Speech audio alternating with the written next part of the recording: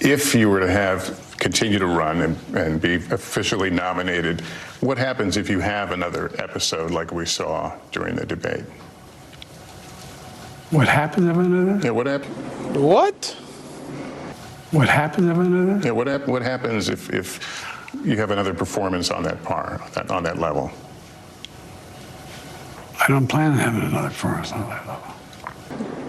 Bro, what are you talking about, man?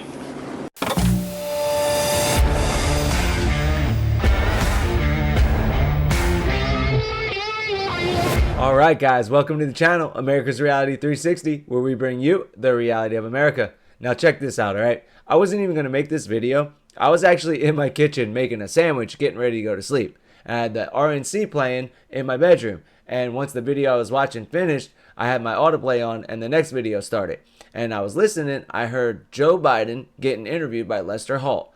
And I'm telling you guys, I could not believe the things I was hearing come out of our president's mouth, President Joe Biden, only 2 days after our former president, Donald Trump, was shot, right? There was an assassination attempt on a president just 2 days ago. Okay, and I know we like to joke around in this country. We post memes and we have fun and we take things lighthearted sometimes. But this is a very serious situation. And when you're a president getting interviewed about it, you're supposed to have certain standards, right? Well, this guy just has absolutely no respect, no decency, no empathy, no compassion. I mean, it's just ridiculous. And I understand Donald Trump is like a legend and he's a beast and he's just back to normal already. He went home a couple hours after he got shot and now he's at the RNC tonight, and I don't even think he's supposed to be there tonight. Like, I know he didn't change his schedule at all, but I'm pretty sure he added an extra day to the RNC and he just went there tonight to show that he was a badass. So that's awesome, but still, that doesn't mean you just throw all decorum out the window and completely lie and bash the guy 2 days after someone tried to take his life. Now, I'm going to show you exactly what I'm talking about right here. Okay, let's jump into it. Now, the first question that Lester asked Biden was just, oh, did you talk to Trump? He's like, yeah, I talked to him, whatever. But wait till you hear just the second question, only the second question, and listen to what this guy's response is. Check it out. You were in Delaware when this happened. What was your first reaction? My first reaction was, my God, look, there's so much violence now, the way we talk about it. I mean, the whole notion that there is this, there's no place at all for violence in politics in America. None. Zero. And we've reached a point where it's become too commonplace, not assassinations, but to talk about it. For example, the January 6th, the attack on the Capitol, January 6th? So he's bringing up January 6th now. We're talking about President Trump and an assassination attempt, and he goes January 6th. Like, they really want that to be a thing. But listen, it gets better. Listen to this now. Lester, I got in this race early on in 2020 for the 2020 race. I wasn't going to run again because I lost my son. I didn't feel. And wait, did you hear what I heard? I could have swore he just said in 2020 he wasn't going to run again because he lost his son. Now, run again? I don't know if he's talking about president or not, but I mean, 2020 was his first time running for president. And I don't know, I don't want to be insensitive like he is, but his son died in 2015. So I'm not exactly sure what his son dying in 2015 has to do with him running in 2020, even though he wasn't going to run again in 2020, whatever that means. And now he's going to go with the same lie he's been telling forever. And I feel like I shouldn't even have to play the clip that debunks it. Listen to this. Until I watched what happened in Charlottesville, Virginia. Those folks coming out of the woods with torches, carrying swastikas, singing the same Nazi bile, was accompanied by this Ku Klux Klan, and a young woman was killed. And I was a bystander. And the president, then president, was asked, what do you think? He said, they're very fine people on both sides. Not fine people on both sides. Very fine people. The very fine people hoax. That's what it's called, because it's been debunked about 1 million times. Because there's a video of President Trump saying, I'm not talking about the neo-Nazis and the white nationalists because they should be condemned totally. That's exactly what he says. He says there was people there protesting the taking down of a statue, and that's who he was talking about. Everybody knows it. And then they try to say, oh, he's never denounced white supremacy. There's videos like 20 minutes long of just him back to back to back to back to back debunking every type of white supremacy ever. It's not a thing. These people lie like crazy. How dare he even say this stuff as a response to this question? No excuse, zero. Well, let's talk about the conversation this has started, and it's really about language, what we say out loud, and the consequences of those. You called your opponent an existential threat on a call a week ago. You said it's time to put Trump in the bullseye. There's some dispute about Time to put Trump in the bullseye, this guy said a week ago, 5 days before President got shot. the context, but I think you appreciate that I didn't say words matter. crosshairs. I was talking about focus on.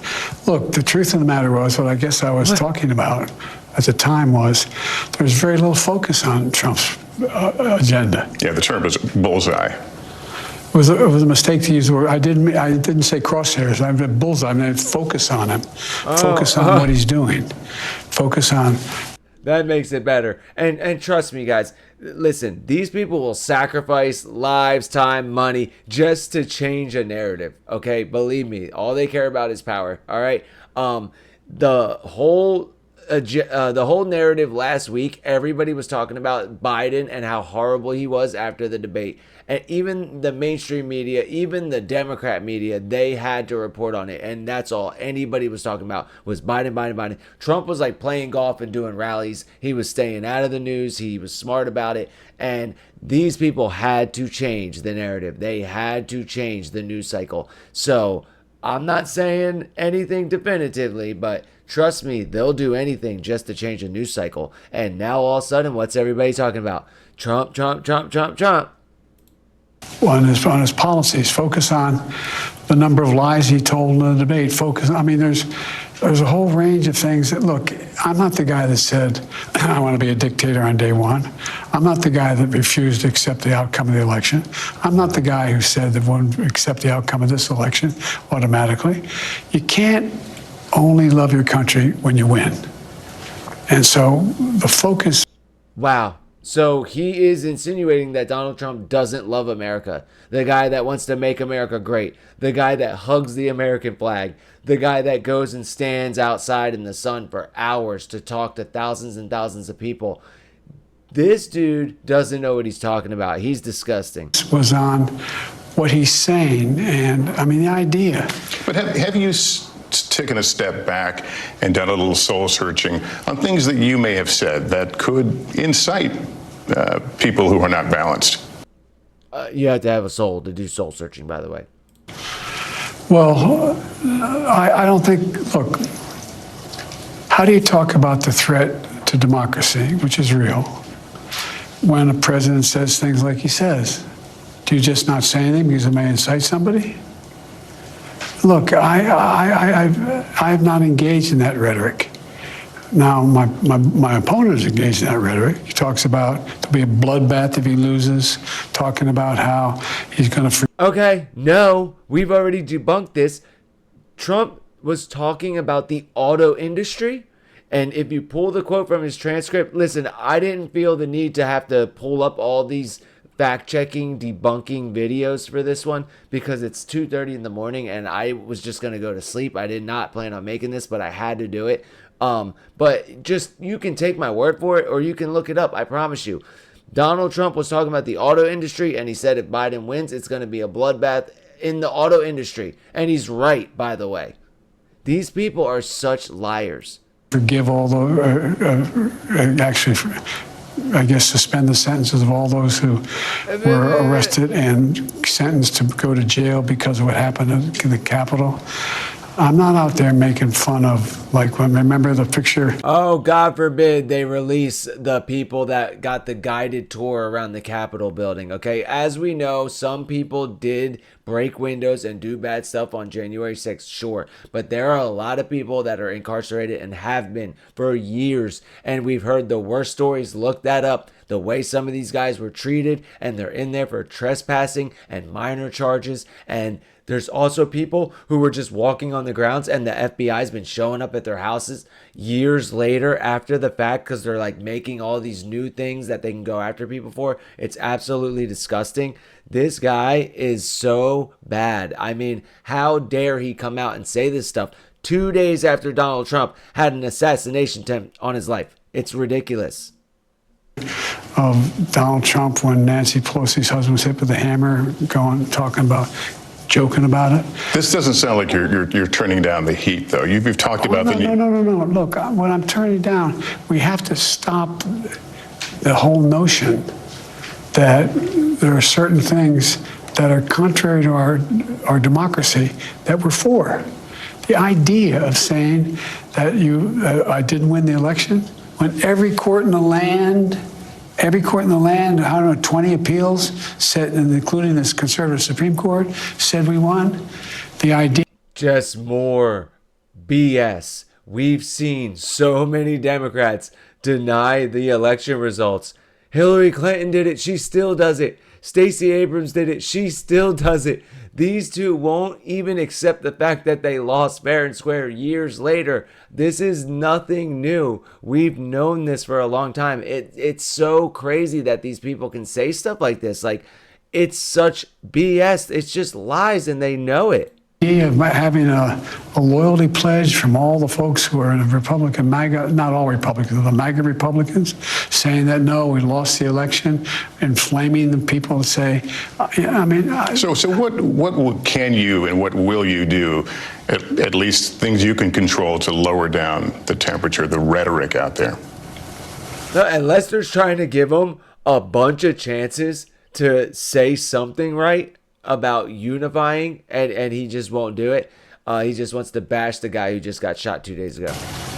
Continue to talk about the things that matter to the American public. It matters whether or not you accept the outcome of elections. It matters whether or not you, for example, talk about how you're going to deal with the border instead of talking about people as being vermin. And those things matter. That's the kind of language that is inflammatory. Mr. President, you've been in politics a very long time, so let's speak frankly. We're all adults here. Has this shooting changed the trajectory of this race?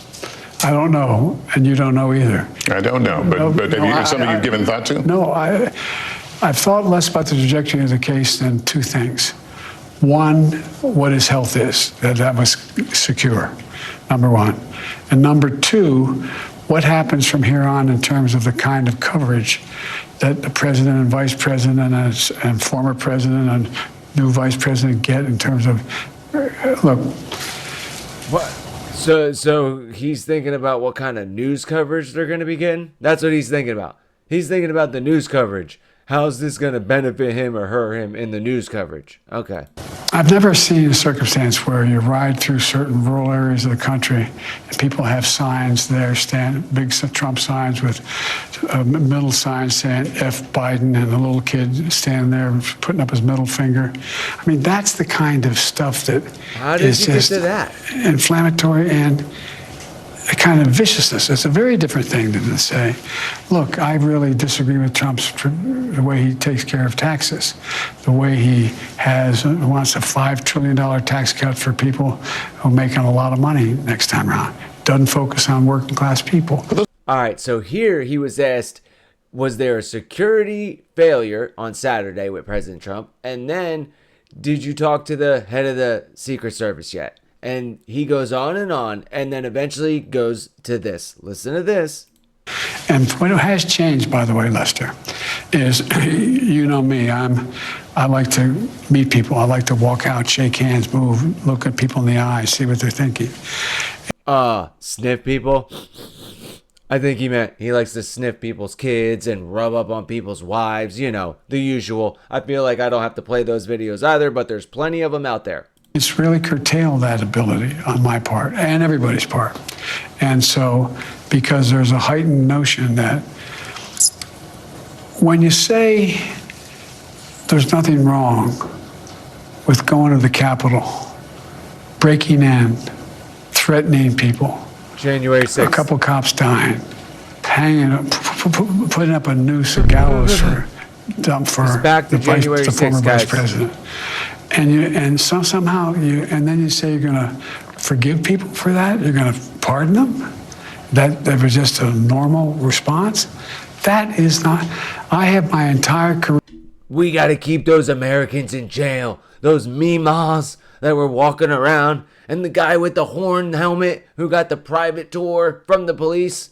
They got to rot in prison. And what was the question again? Career voted against and railed against and moved against the idea of violence is never appropriate. Never, never, never, never, never in politics. All right, I want to I played a montage on a video the day before yesterday of Democrats over and over and over saying, punch them in the face, get in their faces, push back on them. Someone's going to have to put a bullet into Donald Trump. They literally said these things, okay? All right, so I'm going to wrap it up there. I mean, honestly, it's about 3:30 in the morning here. I'm super tired. I just wanted to make a quick video with some short clips. But as you saw, this guy just goes on and on and on with the lies, with the insults, with the disrespect. So, I really wanted to show you as soon as possible. I had to make this video before I went to sleep. And I'll just recap the last few questions. He says he's the best president since FDR. The race between him and Trump are neck and neck, which, I mean, come on. We'll see about that, especially after Saturday. He says he's been giving speeches to thousands of people, and he's all over the place. And he said he's showing everyone that he doesn't need notes and he doesn't need pre-planned questions. And, he's a big boy, like they showed us overseas when he was in front of everybody doing his big boy speech, they called it. So that'll wrap up this video. Just wanted to show you how ignorant and disrespectful this loser that they call our president is. All right, tune in tomorrow. Thanks for being here. I really appreciate it. Let us know what you think about it down in the comments. Be sure to like, share, and subscribe, all that good stuff, please. And yeah, we'll catch you on the next one. All right, guys? Later.